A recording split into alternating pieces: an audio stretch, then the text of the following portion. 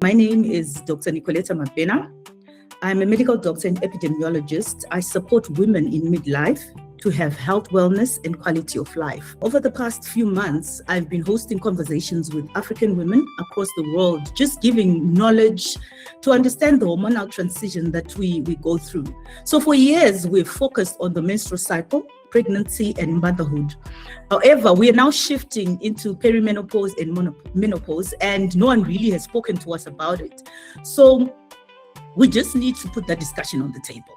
Whether you like it or not, if you are a biological woman, those changes are going to happen. You may be the fittest woman in the room, you may be cycling, you may be doing lots of marathons, but it is a fact of life that you are going to go through menopause. Some women, it's subtle. Some women, it's rather, loud. But at the end of the day, as I said, a biological woman goes through this transition. My hope is that by dishing this information to you and all this knowledge, we'll have better choices to prevent long-term complications as we live longer, to enjoy our lives and have quality of life. But today's session, right, is very special because we've got some men who have joined us to get them to understand what we're going through. And we dispel the myth that, when we talk about menopause, we just are talking about a menstrual period just stopping. But actually, there are a whole lot of things that happen before that point where now the menstrual period stops. And, it's a lot of physical, emotional, and psychological things that happen and that impact our health. So normally we start with a few definitions. So perimenopause is the transition phase leading to menopause. We'll hear more about it from our guest speaker today in terms of what really happens around the biology of it. So every woman's journey is different, so you can't compare your mother's journey, your sister's journey, your aunt's journey to your wife or to yourself, because, we are all different. I mean, there are examples to show that our menstrual cycles are different, our birthing, our journeys are different. So how do we expect then, our perimenopause and our menopause journeys to be the same? So a lot of symptoms, stretching from mood swings, brain fog, hair loss, rashes, hot flashes. I think hot flashes is the common one that everyone knows, but there's actually more. There are actually many, many more symptoms that can happen. And some of them are subtle, as I said, but some can be very debilitating. The list is very long. And it can also start in your 30s. So don't think that just because you are 37, you are exempt from this. This can start from that point, from then on, your perimenopause. And also when you are more than 40 years old as a biological woman, chances are very high that you're actually in perimenopause. Because I hear a lot of women say, I'm 43. No, I'm not yet there. Yeah, girl, maybe just look carefully and closely. You'll find that things have changed a bit. Whether it's just your cycle or even some symptoms that, you're like, hi, man, what's happening? Why didn't I do this before? And why am I doing this now? So menopause itself is that 12-month mark without a menstrual period. After that, it's all post-menopause. And then some women get premature menopause before the age of 40, and others get early menopause between 40 and 44 years. So after the age of 55, we really want to look at you closely because you can't still have a regular period. And we start just looking at you closely. Maybe there's something that is happening in your body. So as I mentioned before, women can't run away from menopause. So let's talk about it. Let's have more information around it. There comes a time when a woman suddenly stops doing the things she's done for 20 years without complaints. That favor that she would do, agreeing to take care of others, your parents, her parents, putting others' needs before hers, that extra mile at work, the emotional labor she used just to absorb, but now she doesn't do it anymore. So now everybody asks, what's going on and what's happened to her? It's her biology. Her biology has changed. It has happened. She may be in perimenopause. So today, I want to just highlight why women in midlife stop doing things that have little benefit to them. Or you hear women saying, I don't really care anymore, or I don't give a damn anymore. There are even some social media clubs around not giving a damn in midlife for women.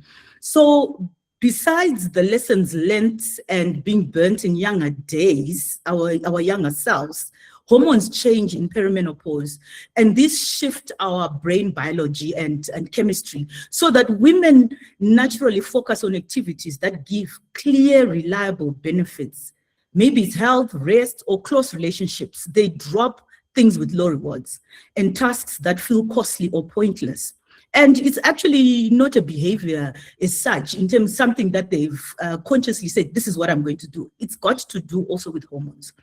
So though, many other hormones are involved, today I'm just going to talk about two hormones which decline in perimenopause, and they do different jobs. So we've got progesterone, which works on the brain to act what is called a GABA, a neurotransmitter, right? So this acts to calm, it calms the brain, and it's got inhibitory systems, right? So as progesterone falls in perimenopause, often earlier than estrogen, this calming effect weakens, right?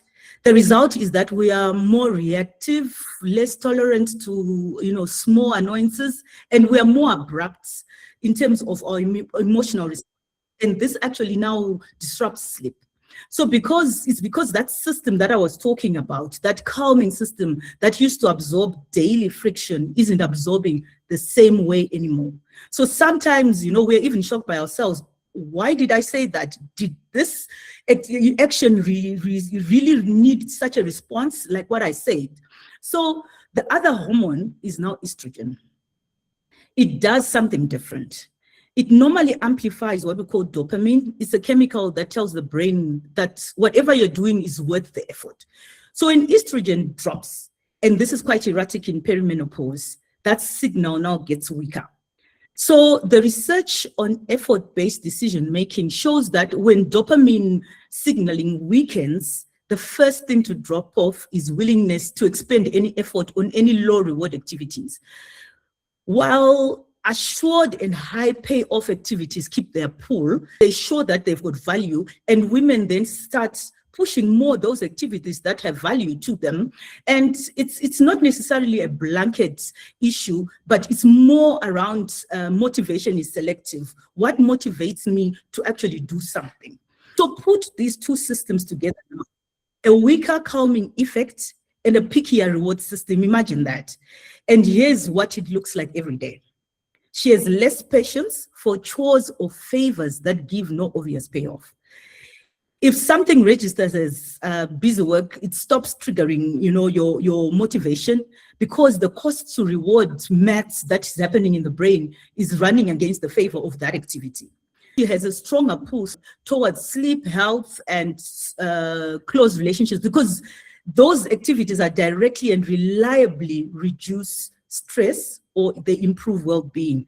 They pass the brain as something that is worth doing, So like I said, weighing those, the cost-reward issue, like, why should I do this? She would rather stay at home, watching Netflix. Aloneness is no longer a big deal. For some, going out becomes a real chore. A woman doesn't lose her motivation in midlife. Her motivation becomes selective, right? It narrows towards what actually nourishes or benefits her, and drops off everything that used to run as obligation, performance, or hope that someone else might notice.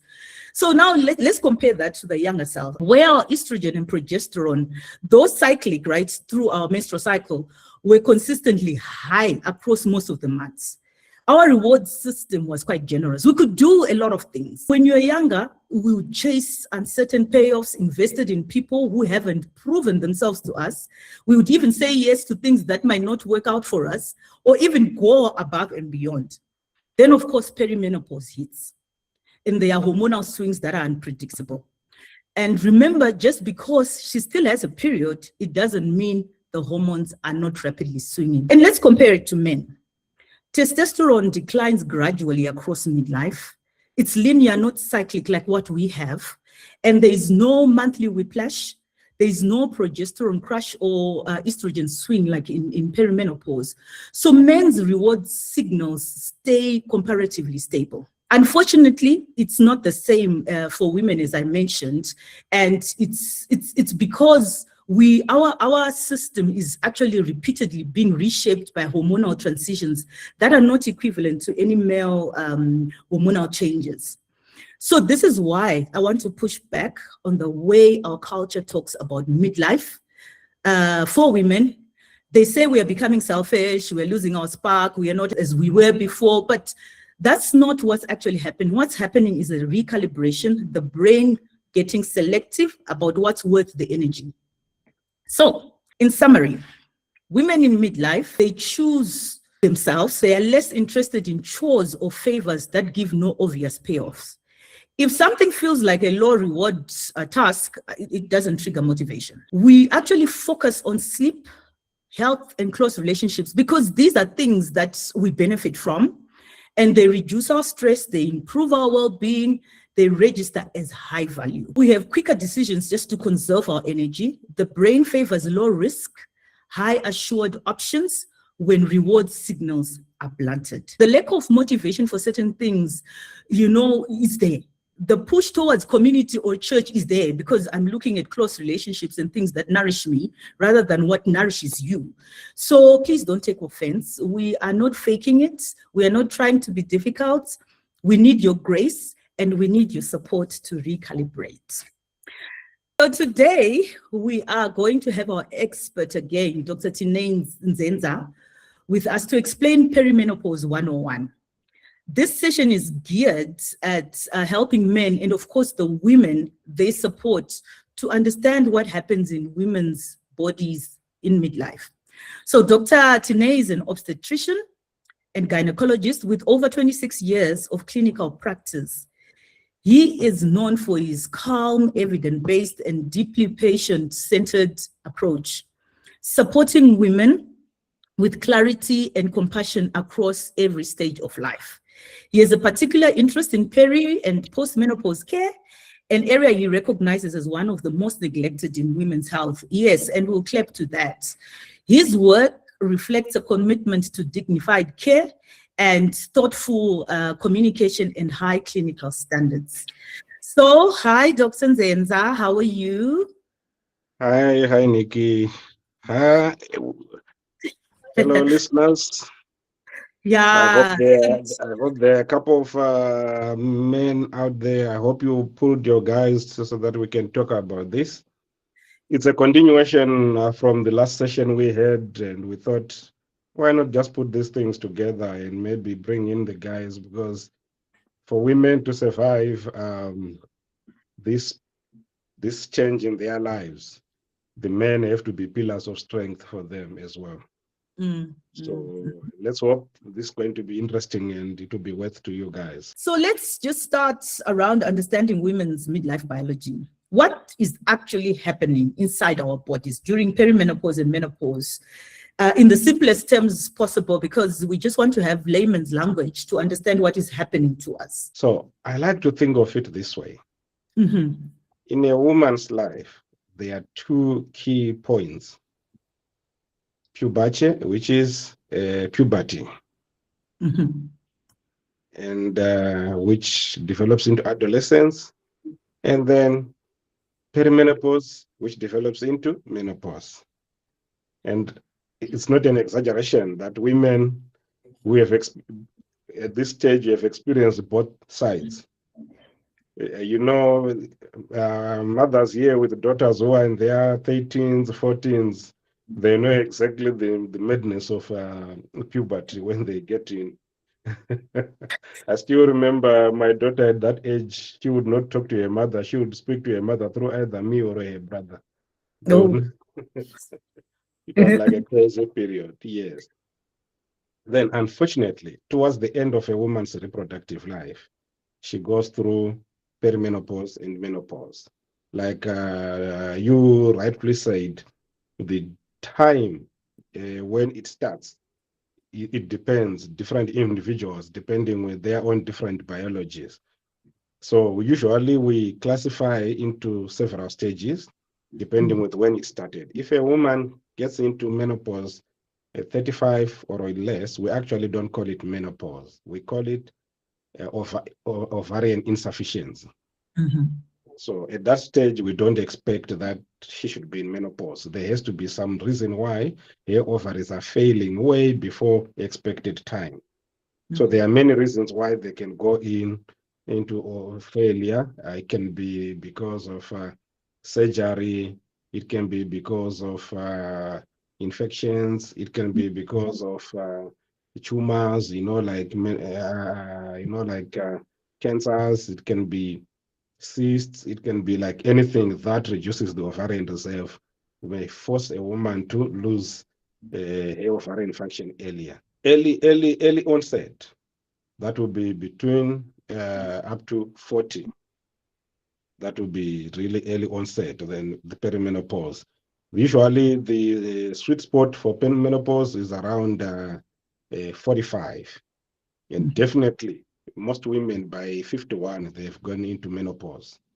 So, like you mentioned, menopause, perimenopause, if we start, the ovaries during your normal periods, when the ovulation cycle is happening, you produce initially, when the ovulation cycle starts, estrogen.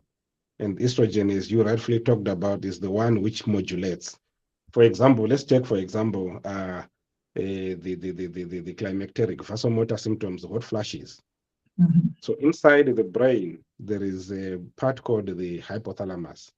The hypothalamus is actually the thermostat for the body.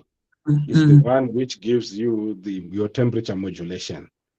Now, what determines the gap, your endpoints for your temperature modulation, is actually estrogen. You take out estrogen instead of having a nice variable which is general where you can regulate. We take out estrogen, you take out that modulation, and then you have those varied swings. For the men who are here, I'm sure a lot of you have woken up in the middle of the night. Your blankets are thrown off. You are shivering, and she's like, I can't take it. She's sweating. She's diaphoretic. You are shivering. You try. So it just illustrates the wild swings in terms of temperature control. Right. Then it also, not only that, it also modulates the way our moods, the women's moods, are regulated as well through the dopamine effect, as it is, as you correctly mentioned. So normally, the same way, the same pathway, the same gateways that it is actually giving, it gives you a short gap so that you are able to navigate even in cases where something would normally trigger you, and you are able to tolerate it without actually going overboard, and you are able to rationalize and say, no, I can do this up to this level, I can't do this. Now you take it out, it takes away. That's when men, you realize you are this woman that is you are facing, this is not the woman I married. She looks she looks exactly the same. I mean, you start tiptoeing around her. You get asked, you are not so sure if it's a bait or it's a whatever. The answer that you have given for the past 10 years suddenly becomes irritating. Suddenly it becomes condescending. Suddenly it becomes so, and it leaves a lot of men high strung, and they don't know what to do. They are afraid and everything. So that's the effect of those changes in terms of the hormonal fluctuations. So especially in perimenopause, because in perimenopause, the it's unpredictable when the woman ovulates. When she ovulates, in perimenopause, like progesterone, as you rightfully said again, it also helps as a modulator throughout. So in perimenopause, the first hormone to die, to go, is progesterone. So now you have progesterone now, which is there, which is not there anymore to regulate the effect of estrogen. And then you are now left with estrogen now, which is just unmoderated. So it goes so much wild swings now. And it becomes really a bit of a problem for women. And it even manifests physically, where women have irregular periods, especially for those who still have uteruses. They now have irregular periods. They now have what we call abnormal uterine bleeding, because the estrogen is still stimulating the lining of the womb, of the uterus, but it's no longer being modulated by the progesterone, which is the one which maintains the lining. So estrogen causes the lining to grow, progesterone maintains it. so that it doesn't break down. So when in the absence of that progesterone, that when the estrogen level swings up and down, ebbs and flow, when it goes down, the lining breaks because the progesterone is not there anymore. So all these things, they happen, those changes. So as the perimenopause can go up to 7 years, actually. That's how it can be. But menopause itself, if a woman goes for more than 1 year, 1 calendar year, without having a period, then that is menopause. In the absence of pregnancy. Please tell the women again that they can fall pregnant when they're in perimenopause. Yes, they can fall pregnant. Yes, you can fall pregnant. The risk is quite low. They're quite low, but it can happen. It's not unheard of. Yes. So is there a hormonal shift in men during midlife? Absolutely. So the nadir age is 40. So from the age of 40, testosterone levels drop by at least 1% every subsequent year.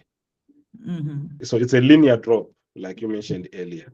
And so now, what now depends is, it now depends on your baseline, the man, because not all men have got the same, the same level of testosterone production. Some have got subclinical hypogonadism. Hypogonadism means low levels of sex hormone production. So it can be in women, it can be in men. So those who have hypogonadism already, when they start declining, the decline and the symptoms are quicker than in men who normally have a normal levels of sex hormone production. It's testosterone, as it were in this case. So when it happens, when you start seeing it, especially in men, it is like you rightfully say, it's linear. And what we tend to see, one, is the symptoms are quite vague. Disinterest, signs of depression. You might just like, this guy is got his energy. Things that used to interest him, they start going away. Libido is one of the first victims in this case. You try to wake him up. The guy is always blaming work, blaming something or something else. And you also see, in terms of physique, muscle mass start dropping. They start getting a little bit of abdominal fat depositions, you see our general middle-aged African men, big tummy, tiny legs, tiny bums, and everything. Some of them. Hey, don't kill me, guys. I also have the same thing. I'm describing myself. And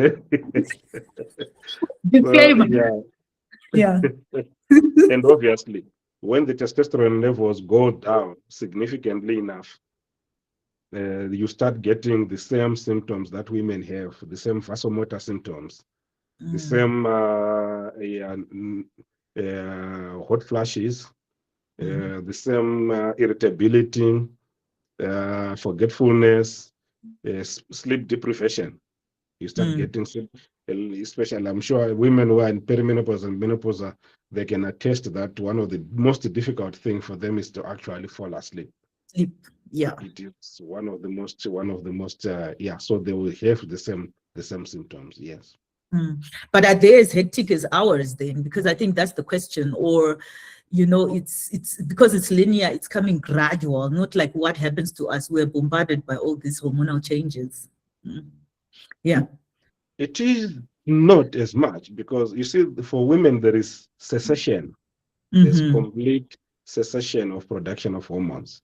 Whereas men they still have hormonal production. Yes. So unlike women who stop producing eggs with menopause, men continue producing sperms.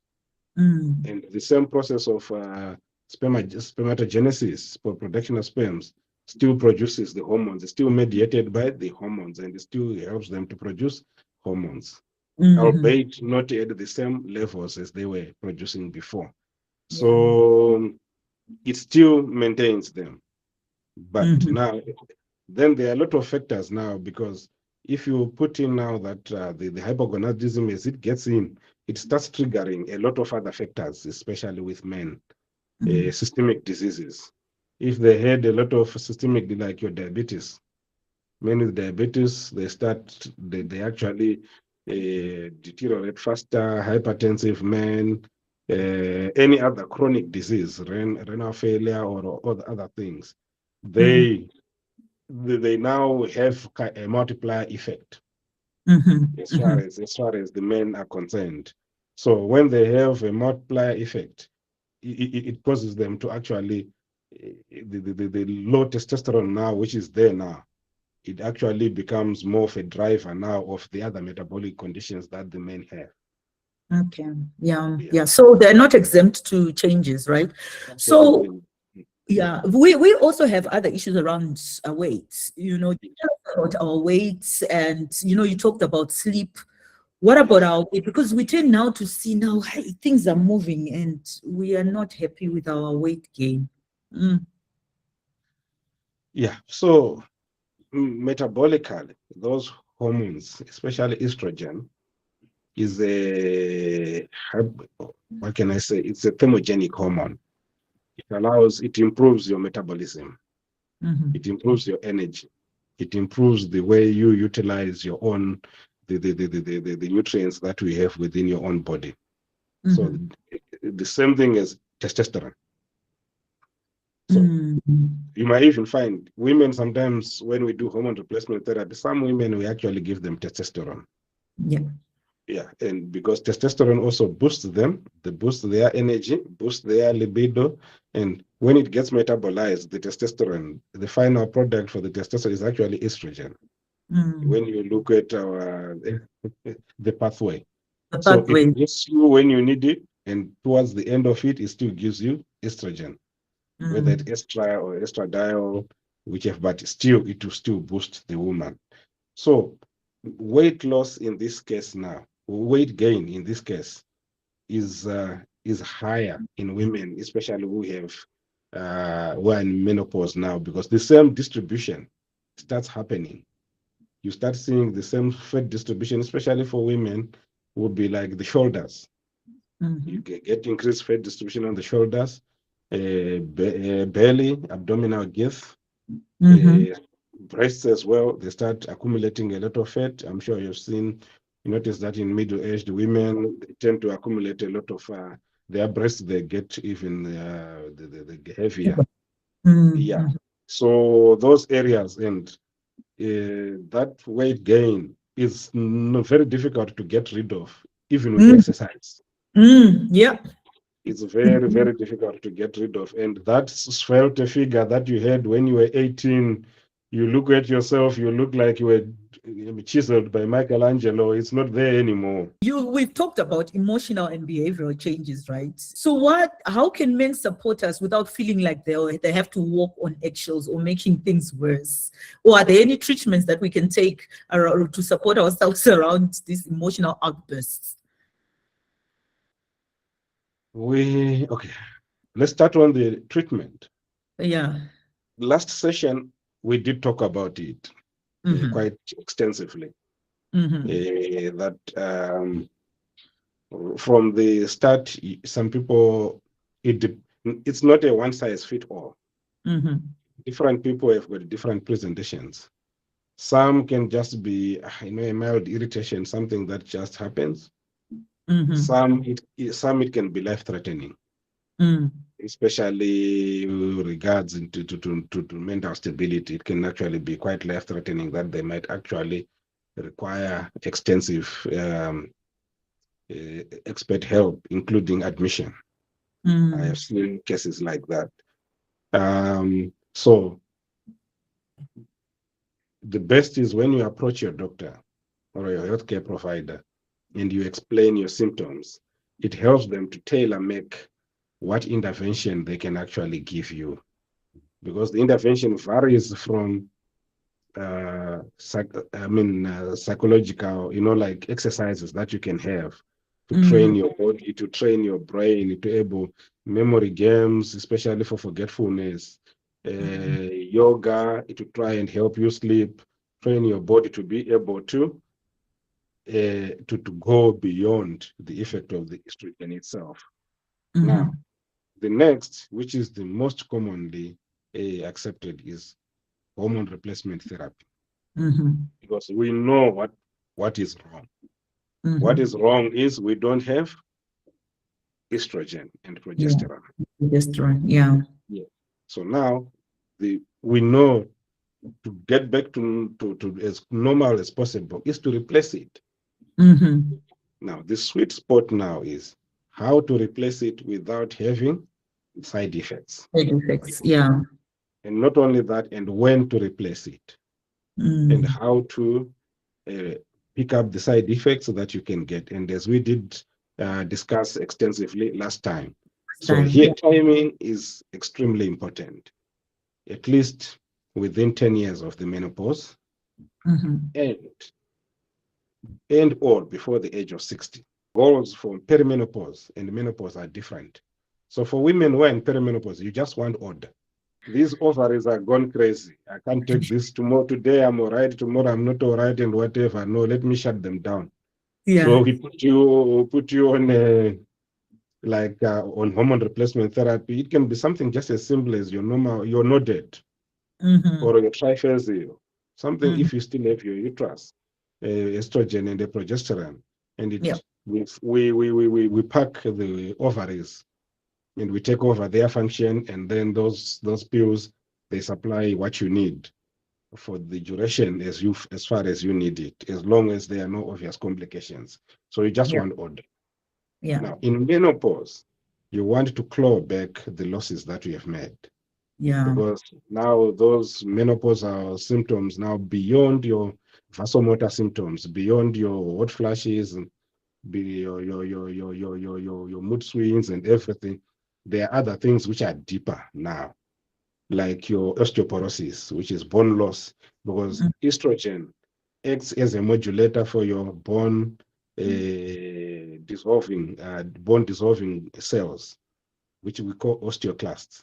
So because bone is constantly in the process of dissolving and forming, dissolving and forming, so Mm-hmm. estrogen maintains that balance.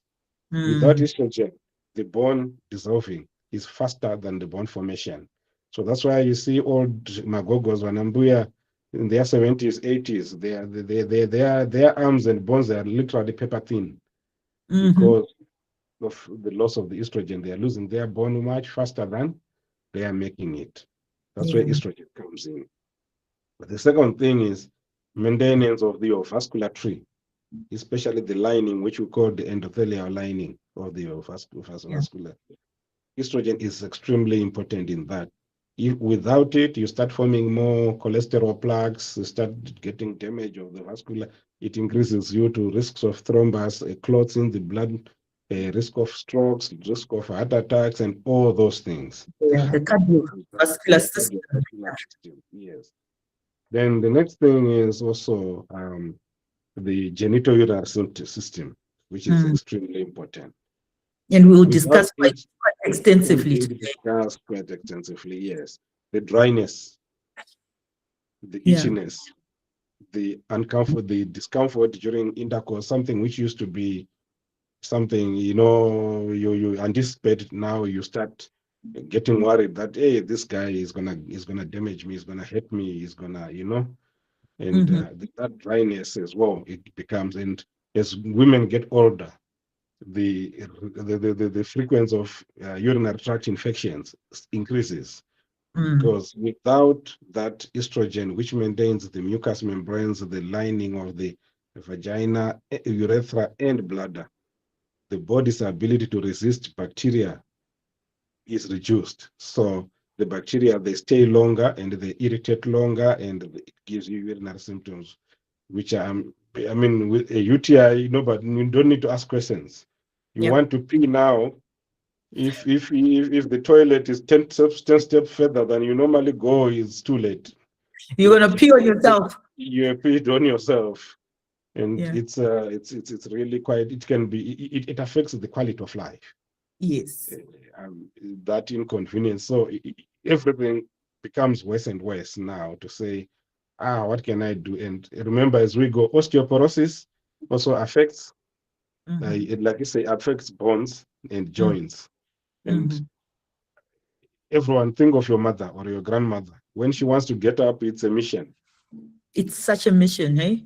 The groaning, the whatever. When she has to get up, when you see her getting up, you know she has to get up. Otherwise, she wants to really stay there. So imagine And combining that and the UTI. the UTI and the weak pelvic floor.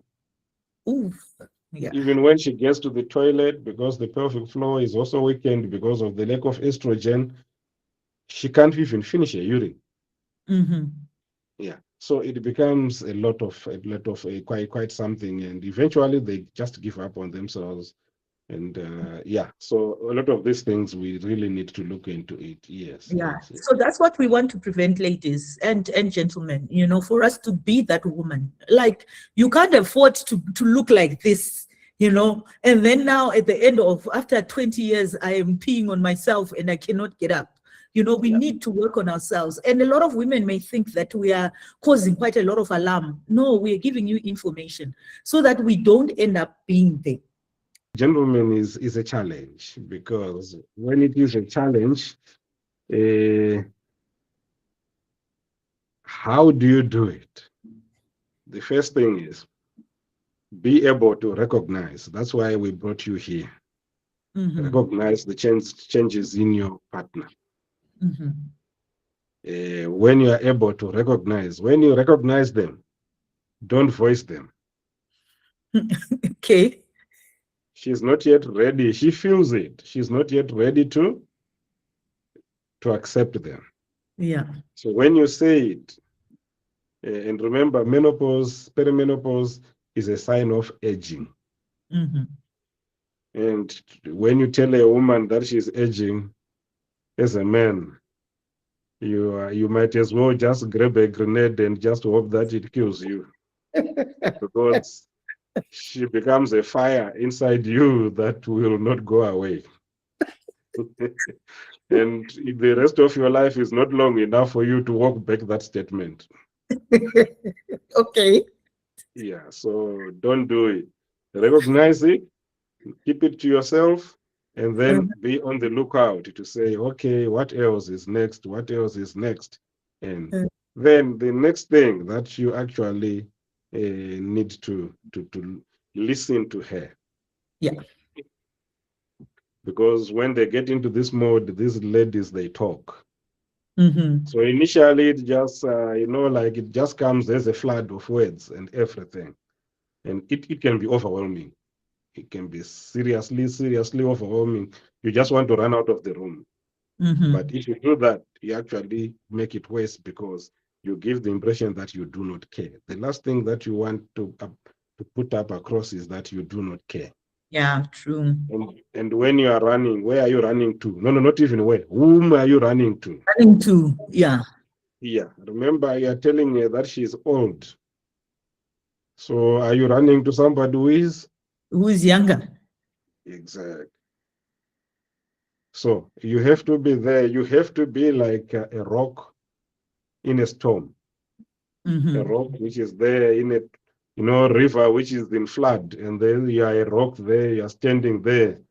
It's gonna the waves are gonna hit you, but you have to stand fast. And that standing fast, it allows the woman to feel your presence, Yeah. to know that you are there, to over time to get that trust to say, hey, this person, I've thrown everything and is still here. Mm-hmm. So, and while you are there, when you are listening, don't just listen and you are somewhere. Show your empathy, work with her. Show, agree, respond, and everything. And don't diagnose. Mm-hmm. Don't give to say, hey, this is this is just this just symptoms of menopause, or my Menopause. mother was like this, she was just like, don't compare it to anyone. Yeah.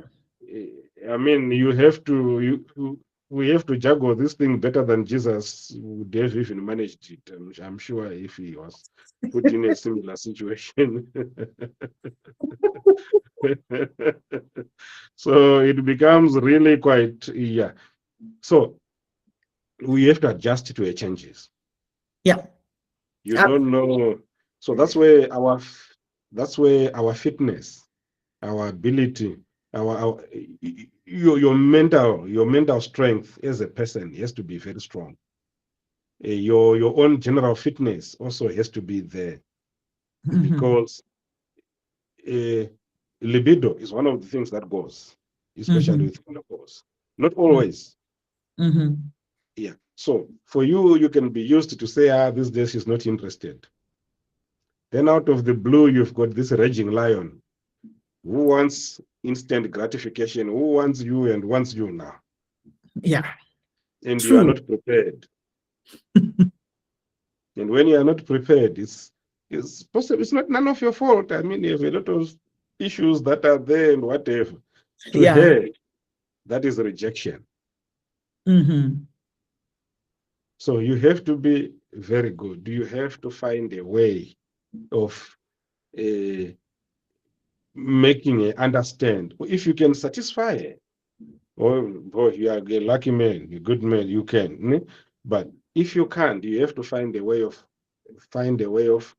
um, what can I say? No, not molecule, like to make her understand and work towards it.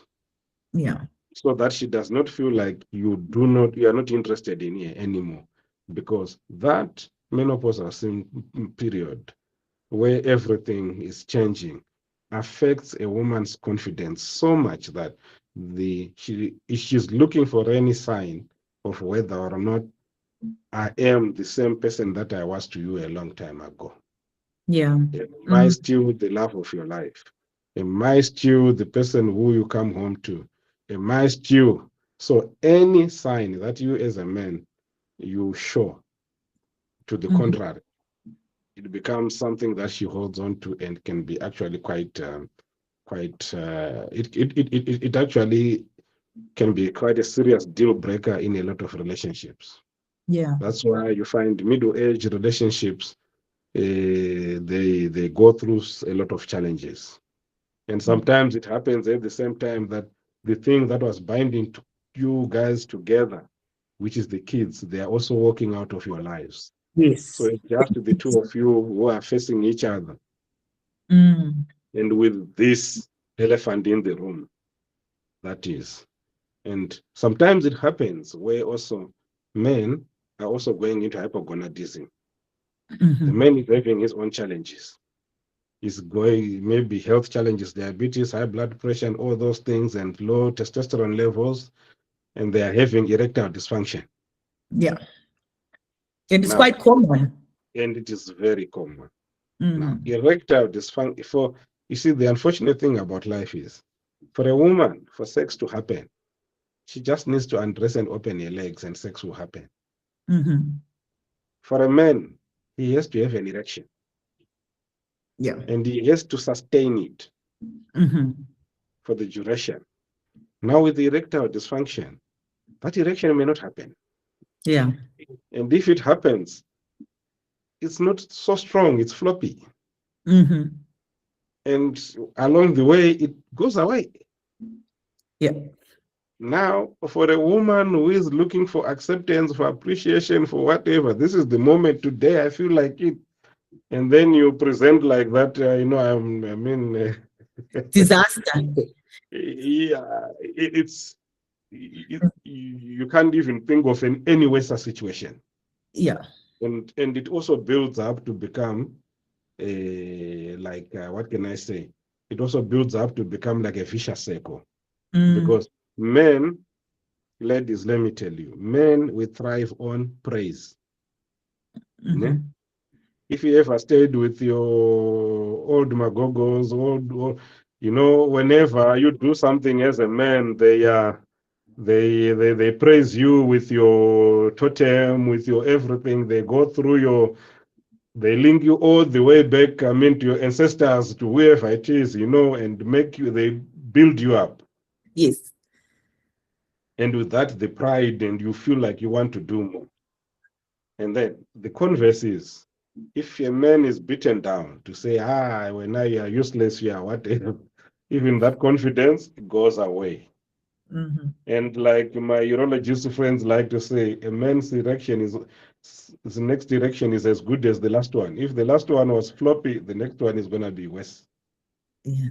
If the last one was good, nice and strong, the guy has anticipation, it's most likely going to be. So Better. you can see the, what can I say, it's a casserole of disasters That are meshed together.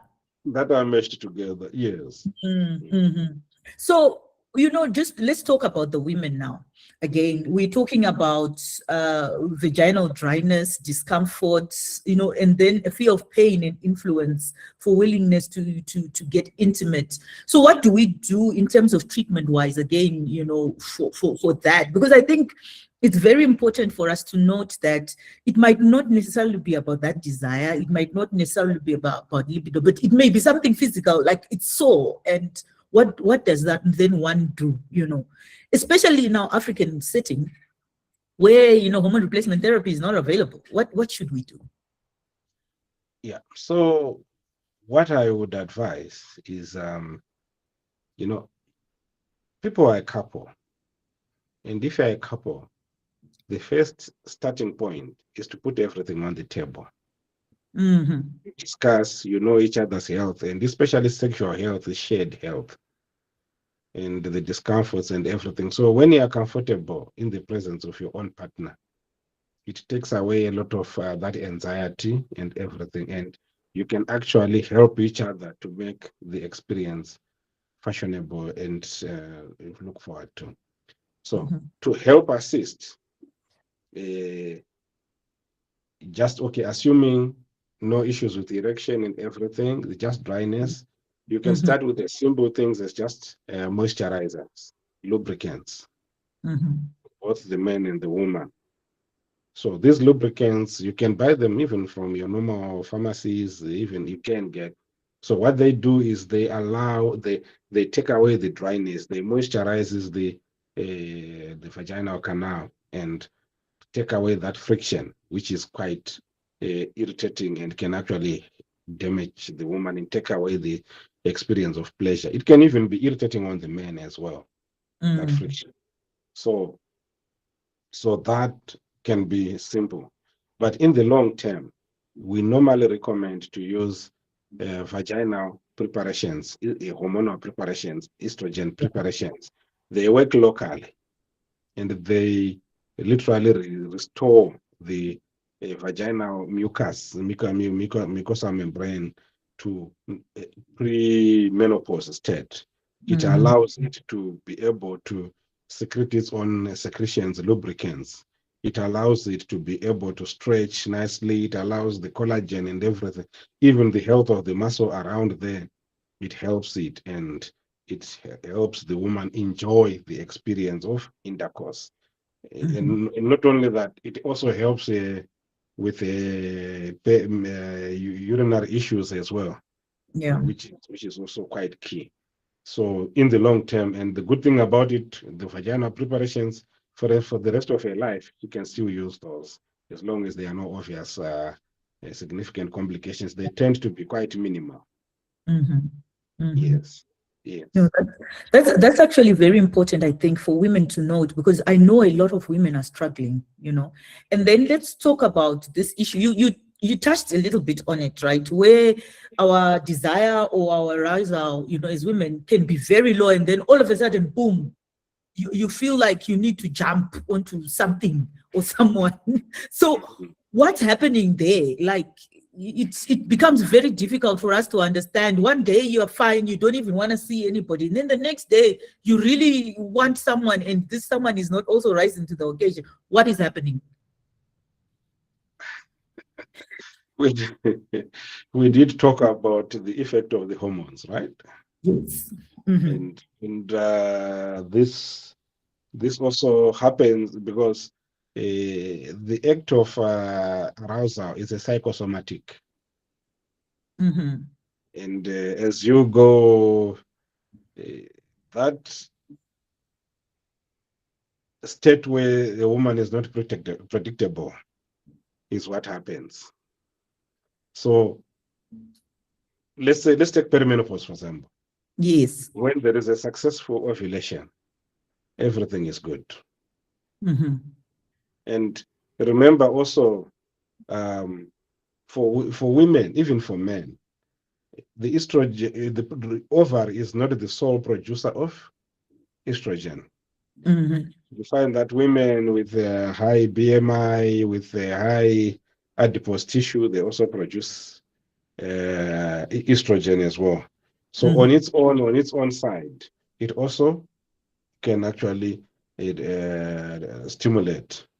And Mm-hmm. then the other thing that comes is also is the woman is working towards her own how to control her own symptoms. Some women can actually do it so well, whether they are doing yoga, whether it's through exercise, because exercise, it does help quite significantly as a mood modulator. They are producing those endorphins. When you start doing something, a lot of women uh, we were actually discussing with a colleague to say, the people who used to be so energetic, when we're young, not even sports person, when they get into their middle age, they are the ones who are running the two oceans.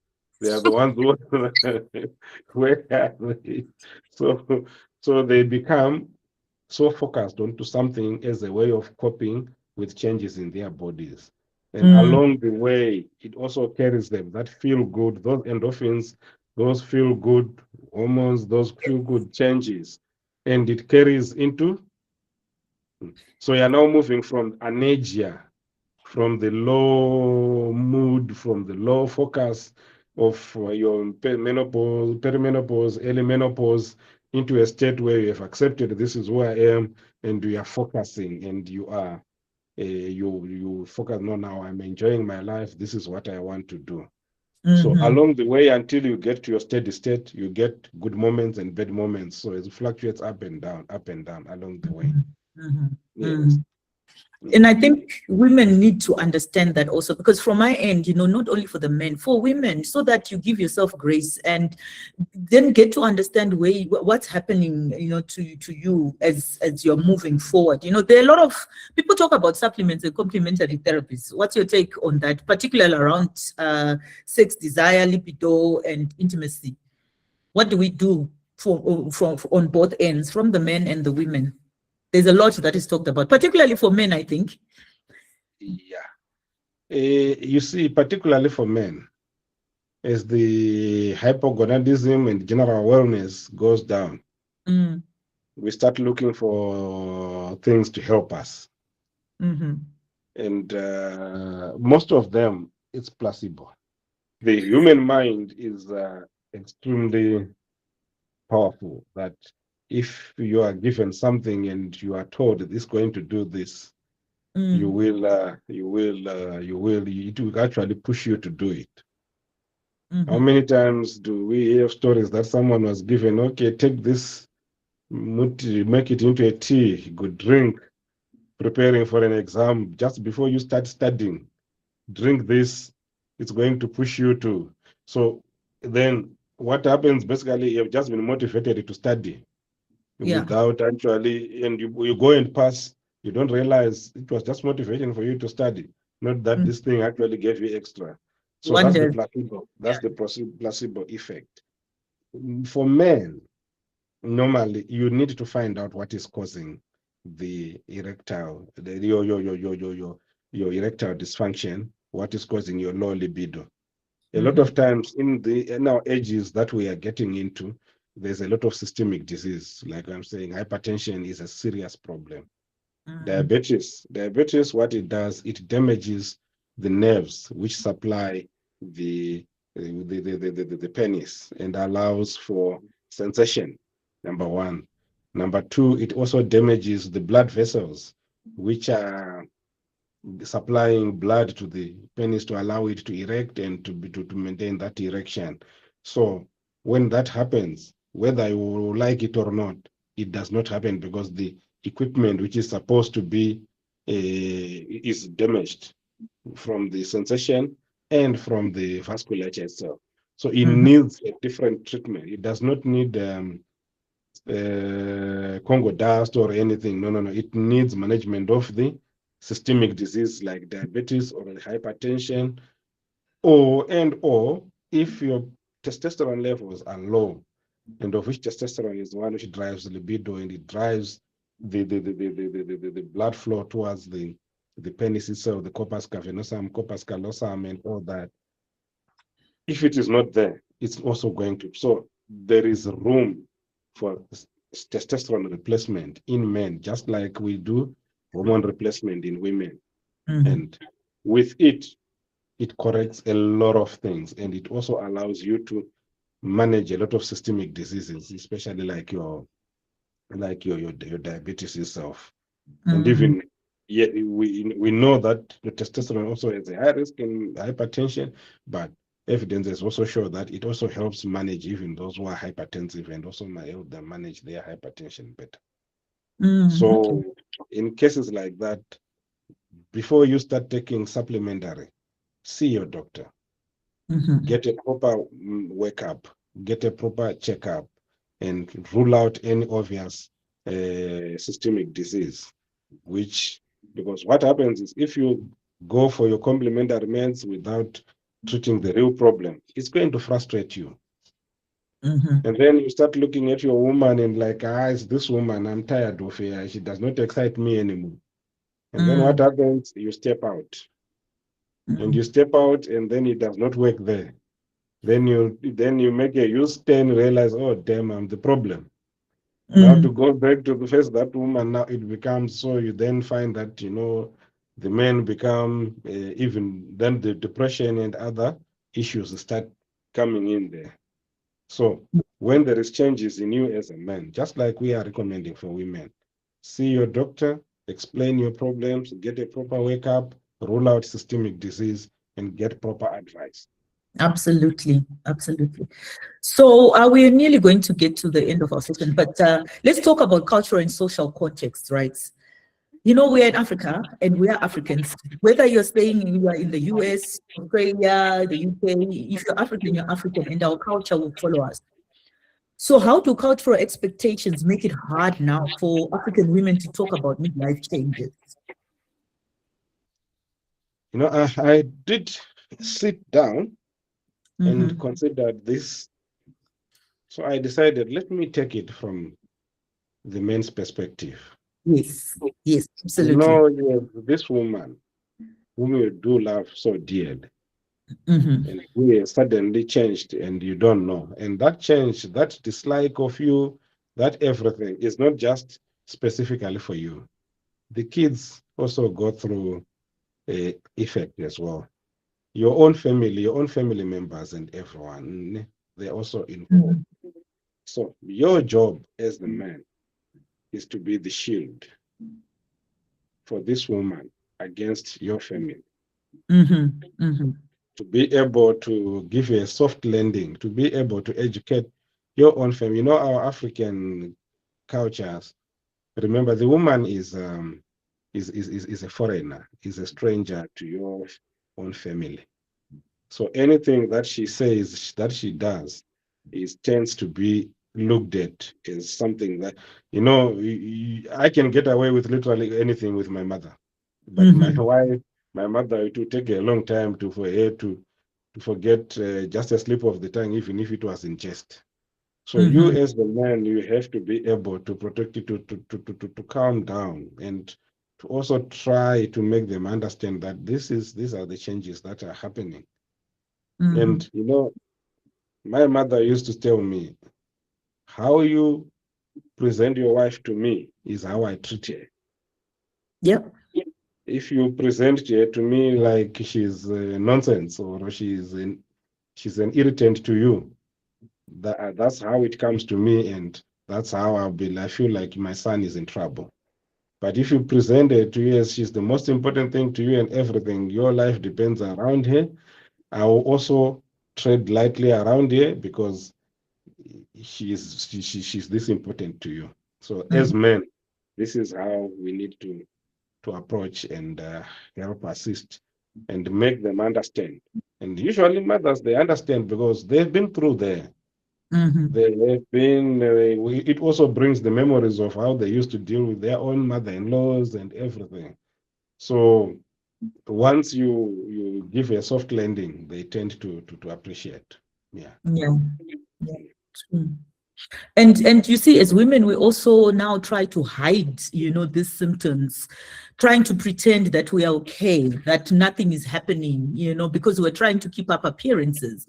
But at the end of the day, that doesn't work for us. It's not working in our favor, right? Because it is coming, menopause, it will come, and if it doesn't come, Dr. Nzenza will be worried. Like, why are you still having a period at 70? 55, forget 70, 55. I'm 55, you very should not be worried. having your period. Forget So 70. Mm.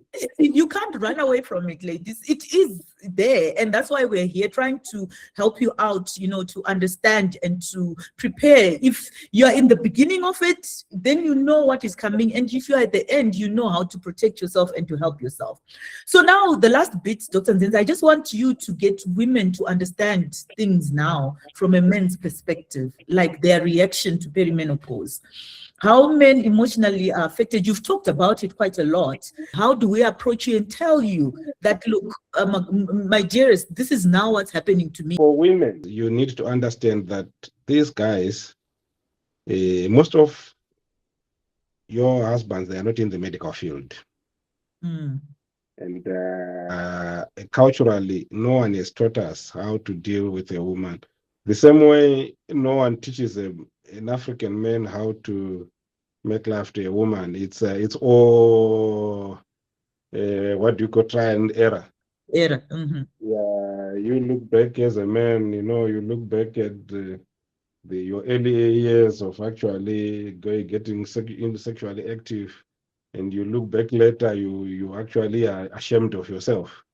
The Mm. same way in with menopause. It's something that you wake up with. Most of the times, most men wake up with a woman who just looks at him and is like, you love me. Where is it coming from? Mm. Where were you? So those subtle changes. So what I would say for women is don't be afraid to express yourself, to say something is not right with me. I've stopped seeing my period. So one of the first things that perimenopause, when the periods start becoming erratic, um, you also have to rule out pregnancy, always. Mm. So if there is no pregnancy, you when you see the changes, well, sometimes some of these symptoms may actually feel like they are morning sickness feelings as well, Mm. especially in perimenopause. So they can be construed for pregnancy. So when these things start happening, the thing now which you need to be open with your partner. This is your life partner. You have walked this whole journey together, discuss it together so that he understands what is going on, so that he also knows he does not have to second guess what is happening. And it helps him to become educated so that he knows there are going to be good days and bad days. And when Mm. the good days are there, make use of them. Mm. If it is going on a holiday, if it is hiking, if it is making love, it is make use of them so that when the bad days come, that guy is like, no, I'll see. Now we are going downhill. I'll see you on that hill. Yeah. And it goes to the next hill that is coming. And it Mm. helps him, it gives him the strength. And on top of that, for you, it gives you that reassurance, that comfort, that constancy of Mm. knowing that whatever happens, my person understands. And when I come around, I'll find him there, and it helps. And Mm. I've spoken and I've helped a lot of couples, especially around this period. And I always say to the men as well, because we are also not in the peak of our powers. Mhm. When the day the woman wants a pound of flesh, Mhm. you have to use your brain on Mhm. how allow her to lead, allow her to take charge, allow her to keep your strength for the home run. You know what I'm saying, so that because when he wants a pound of flesh, and then you do not get to where you are supposed to get just because you got too excited and everything, it also can become a bit of a disaster. So you have to train yourself as a man, yourself, to know that this opportunity is few and far between, as it were. When it comes, let me be there. Let me show that, yes, I'm really focused on you and I'm with you. So you have to train yourself over. And how that helps, how you can train yourself is intercommunication between you and the couple, so that there are no surprises, so that she also knows and understands that this is a journey that we are walking together. And I think that's one big thing that we lack in our African home states, this communication around these things, because they are viewed as taboo. You are supposed to be always ready. When you look at our biology, both of us are going through things, and one is on a decline, one is on an uphill, so communication is very important. Yeah. So I think let's just look at questions, Dr. Nzenza, before you give your final words. Kawe says, how do you balance giving a woman in menopause space to breathe and then providing support? Like, Be there. Be there without suffocating her, because she wants a space, but be available when she wants you to be there, without actually judging her. Just your presence. Don't start doing things without her. If you are going for a trip, Kumusha, go with her. If you are going shopping, go with her. I mean, just to increase your presence around her, and don't show evidence that you are working, you are avoiding her. So the space is not actually physical. The space is mental. Your physical presence is mandatory, it's demanded, but your mental space is where you're supposed to give her room, so that she approaches you as she needs you, and just be prepared to be able to be receptive in an empathetic way. Yeah. So we've got another question here, Doc. What about brain fog? What causes that, and how can it be managed?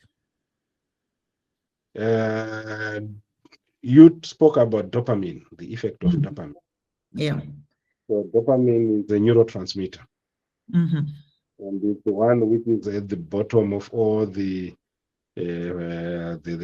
brain function, our hypothalamus, the brainstem, the limbic system, all these areas where our memory is coming from. So in the absence of estrogen, the effect of dopamine is blunted. And along that, dopamine is key in terms of our memory making. So that's why you find, if you look at our antidepressants drugs, it is actually the basis of it, dopamine. And you realize women who are on hormone replacement therapy, brain fog becomes a thing, is one of the first things that goes. Yeah. So brain fog is something that happens to a lot of women. You go into a room, you forget what you went there for. Like, I don't know, or even you are presenting and you forget some of the words, such that now as a person who like presents, and I really have cues and I have notes, and you need to have coping mechanisms around the way then you work around it, because you're not, it's not like your brain is dead.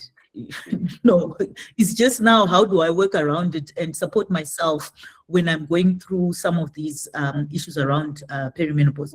So Dr. Nzenza, any last words from you around this topic, really about women getting into perimenopause and of course then menopause?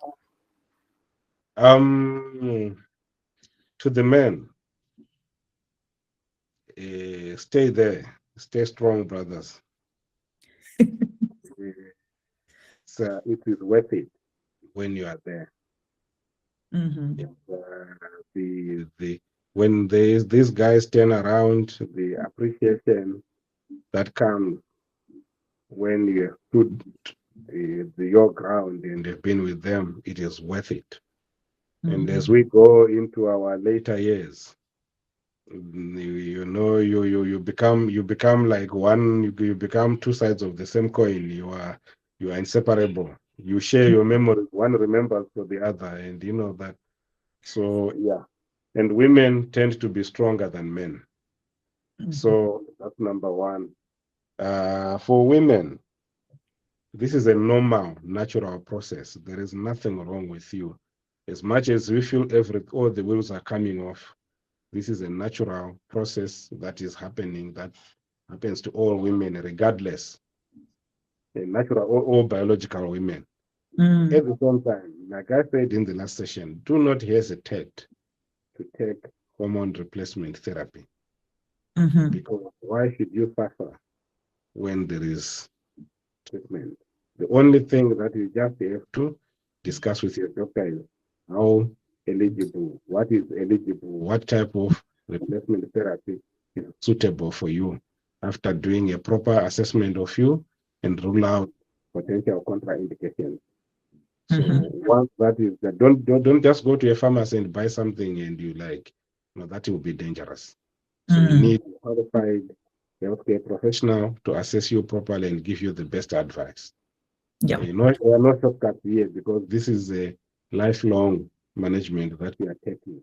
And when you do shortcuts, you tend to have quite significant side effects. So, Dr. Nzenza, we've got last-minute questions that are popping up for you. So, tell us more about the testosterone used for hormone replacement therapy. So, in women, testosterone is used where the effect of estrogen is blunted. So, testosterone, especially for those who are really struggling with libido, for those who are really struggling, because as much as testosterone is for men, women still produce testosterone. Yes, we do have it. Yeah. They need it. And extremely low levels of testosterone in women also affects. And sometimes the testosterone is produced in menopause. You start producing higher levels of testosterone in women. The ovaries start producing a bit of higher levels. And in the breakdown, it still produces estrogen as a breakdown, and it helps cushion, soft land the women through the menopausal state.